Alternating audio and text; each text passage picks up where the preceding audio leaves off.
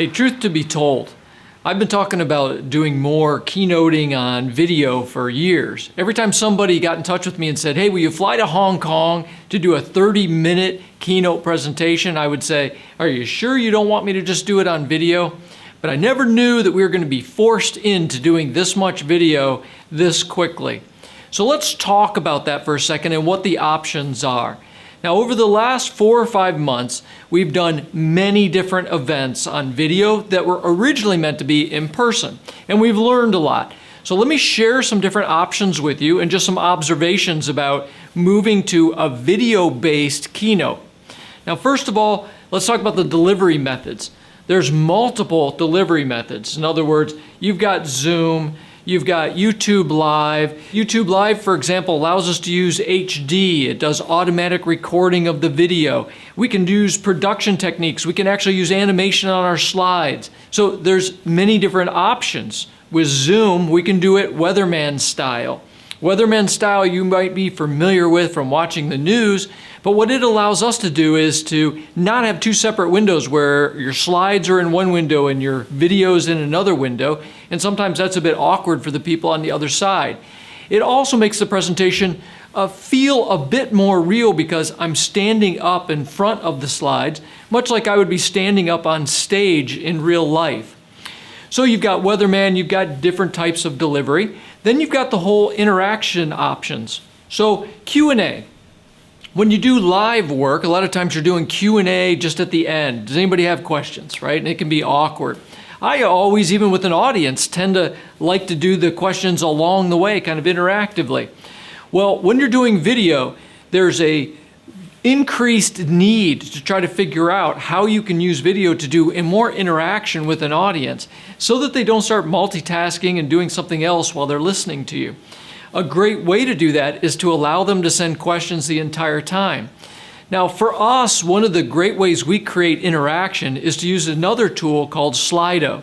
So regardless of whether we're delivering over Zoom or delivering over YouTube Live or any other method, we'll also integrate Slido, which allows the audience to just go to slido.com. They don't have to download anything. They just connect to us through Slido.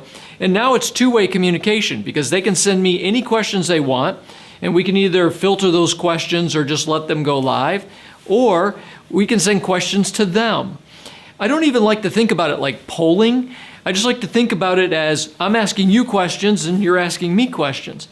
And it's not just that we might send 3 questions over an hour like you would have seen traditionally when we were in person.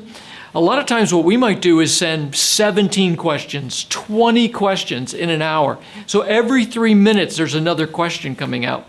And the audience members don't multitask because they're listening to me, and at the same time they're seeing many questions get pushed to them. And they can see the answers of the rest of the audience when they answer the question.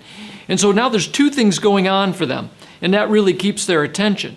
Now, the wonderful thing for you, the client possibly, is that if we push lots of questions out to the audience, we also can collect a lot of data, which is just kind of an added benefit to doing this simultaneous questioning while doing a keynote.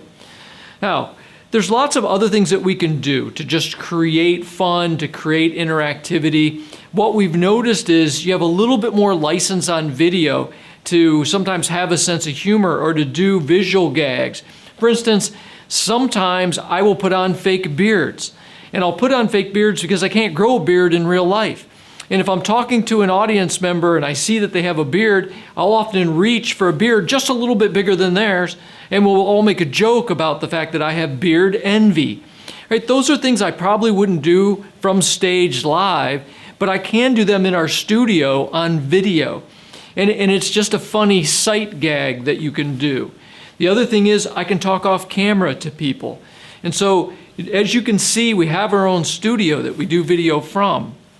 There's always at least 2 other people in here with me. Again, it's not like the keynote of normal standing in front of everybody where it's just me handling what happens with an audience. When you switch to video, it's a team event. Yes, I might be delivering the content, but there's people running the video just like Weston's running the video right now. And then there might be Matt or Corey sitting off to the side handling all the chat and all the questions at the same time. So just understand that when we now convert to video, we have more options for how we put a keynote together. It changes the timing that you might want to do with them. It changes the level of interactivity that we have the possibility to run now. It even changes how you deliver the content and what kind of mood you create. So it's great because it gives us an ability to all be creative and re-architect what a keynote might look like now that we're doing it on video.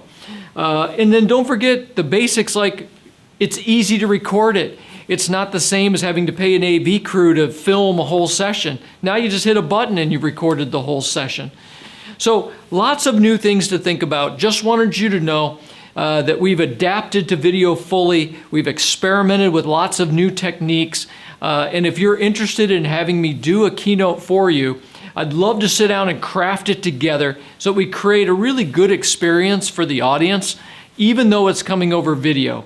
And maybe someday we'll get to a blend where half of the people out there want their events on video and half of the people out there want them live, and we won't care which way they want to go. Both of them will be equally good from an experience standpoint.